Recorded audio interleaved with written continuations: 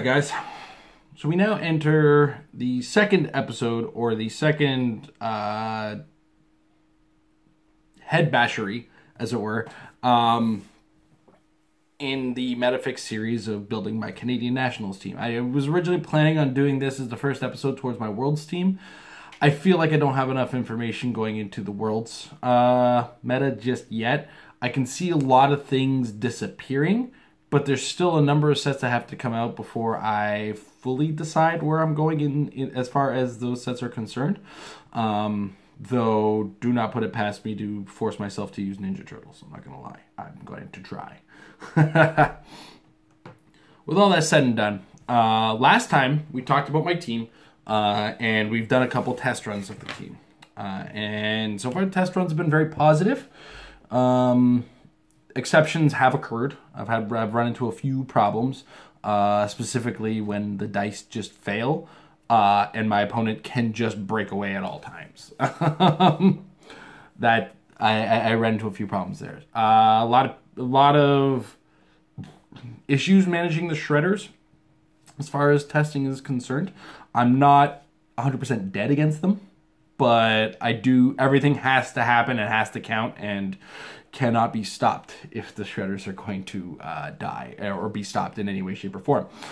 So that brings me to the most flexible portion of my team that I think needed some work. And that was, of course, my teleporter. My teleporter, as it stands right now, is in a very hectic place, to say the least. As I cannot seem to wrap my head around a final 6. Not only that, but I mean, with X-Men around the corner, that's going to add ID cards I can add to it, and some of them could stand out over others. So I do have to take that into account as well. And primarily, there's a few points that I can't really take any time to budge on. Nightwing stays because we need Tony Zuko. Sorry, guys, in Brazil, Zuko must remain.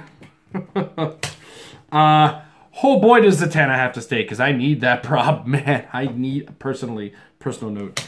And the Swordsman has to stay as well. He's very pivotal in some of the really, really big turns that I need to pop off. He makes the gangs of Harleys that I planned on making super, super potent. He makes drop bears very scary, and he's just a general threat as far as his inspiration is concerned, and a much required element in the team. As well, Green Arrow stays because Green Arrow, right? Now the only problems I see with Green Arrow, much like the Nightwing, only one character can call him in on my team. But Nightwing is generally within the first turn or two coming in. Green Arrow is, you know, hopefully at a point where it needs to happen. So with 4 of my slots filled, I'm down to two more slots. Initially, I've been banking on having Superman be my final exit. Now, previously when I had this team in its original format, Superman or Green Lantern was my exit condition as far as hitting the power number 3 on the teleporter. I'm going to keep Superman in that slot.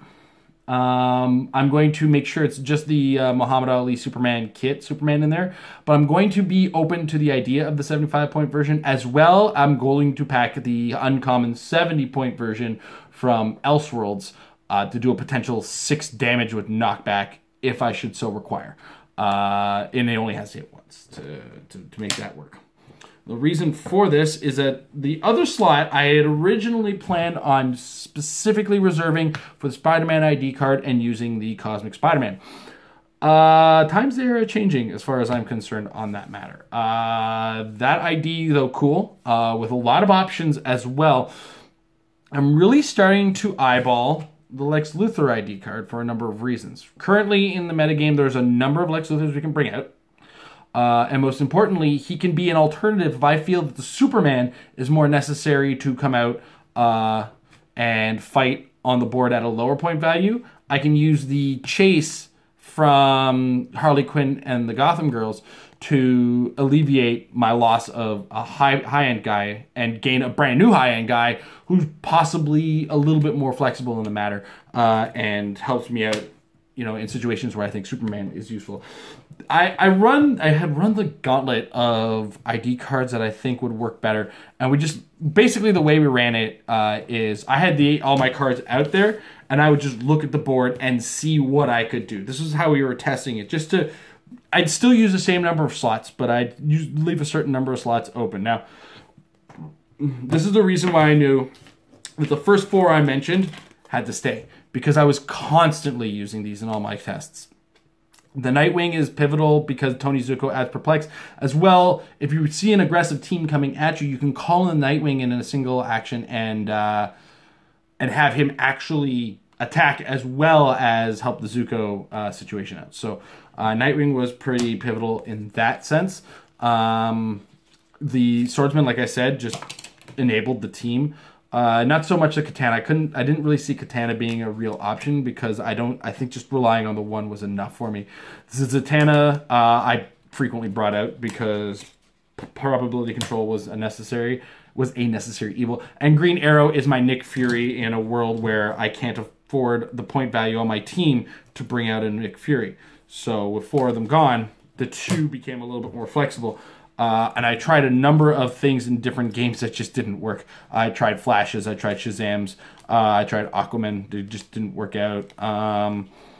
And I'm kind of going through these, staring at them, explaining. The Captain Cold came up once, and he's not on the chopping block yet. I think the idea of using Captain Cold in some way, shape, or form or manner definitely goes a amazingly long way towards possibly helping certain situations. There's a flexibility to it that is very lacking in the ID card, and I don't think I need him, to be brutally honest. Tried some Wonder Women. Definitely tried the Spider-Man once or twice, but in the end, other things overshadowed him, to say the least. Batman. I'd give Batman a try. Why not, right? I wanted to try Swamp Thing. I wanted to try Blue Beetle. Booster Gold, I tried once in lieu of Zatanna, and it just didn't go the way I wanted it to go at all. That game actually was one of a number of them I've lost. I also went through my Marvel IDs. Tried Shield level 7 isn't off the table yet, mostly because Hawkeye. We all know how good the Hawkeye is.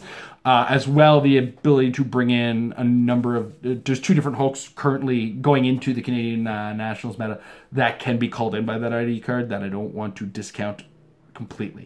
So we'll keep the Shield level 7 on the table and possibly replace either the Superman or Lex Luthor. But these guys came up a lot. Specifically, the Lex Luthor at the final end, looking at it and saying, hey, once I hit power 3, that Lex Luthor is really cool, and because of his mastermind, he's really hard to get off of the table. I can toss the damage to Pogs because at this point in the game where I was using him, I was able to use Gangs of Harleys. The Gangs of Harleys to get out were significantly more difficult in some games and less difficult in others. Map made a massive difference as far as whether or not I was going to get them out. And the team I was up against made a massive difference. If they're a very clumped together team, I found myself in a lot of situations actually using her energy explosion on some turns or in desperation just to make sure I got that hit at times. And mostly because there was those same times I just wasn't getting Gang of Harley tokens fast enough. Plot point tokens, to say the least. So as far as the team is concerned, that's kind of where I'm sitting with the ID cards right now. So Shield level 7, Superman, and Lex Luthor are currently where my head sits. And the reason for this is that mindset changes, availability of figure changes as far as the ID cards are concerned. And then availability of ID cards could change everything too. I mean, we haven't seen even a fraction of the X-Men ID cards, to say the least.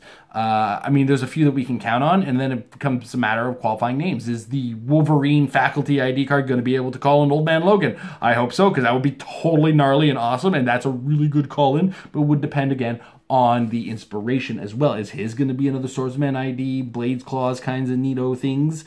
We'll see. So, where I have to go from this is flexibility and thought is when you're practicing, you have to play a little differently than the standard set of rules sometimes for the initial sets of practice. I think this trick with the ID cards that we've been using goes a long way towards helping you make the decision more informed, and where you go from that. I mean, especially in the order of ID cards. It's something me and Tom stress a lot more than some people, but we will put our ID cards that we're going to use early on the early clicks because we're going to find ourselves possibly bringing those back sooner. It doesn't always work. That's not a guarantee. Trust me on that one, but it does happen, and when it does happen, it's because we did it that way. So kind of stagger your ID cards in order of use, so that you know, as you're getting to that point in the game, you're increasing your likelihood of seeing that restock the card show up. And yeah, so when practicing, be flexible. Be aware that you're trying to increase your knowledge base. And especially with something like ID cards, make sure you're reasonable enough to say, okay, let's put them all on the side and see what makes the most sense to use in each game situation. Understand, when you're doing the practice games, you're not trying to win, you're trying to inform yourself and trying to come out of that smarter. And this is all part of the early stages of practice that I kind of want to push everybody towards. So that said, that's been this week in my quest towards Canadian Nationals. No secrets anymore. I mean, what can I do, right? I'm going to play my best. I'm going to play my heart out. I'm going to pump into my team. If I have to drop this team because something came out by the time Canadian Nationals comes around and does it, there will be an episode of me crying in front of the camera. And I'll warn you ahead of time and apologize for that and go from there.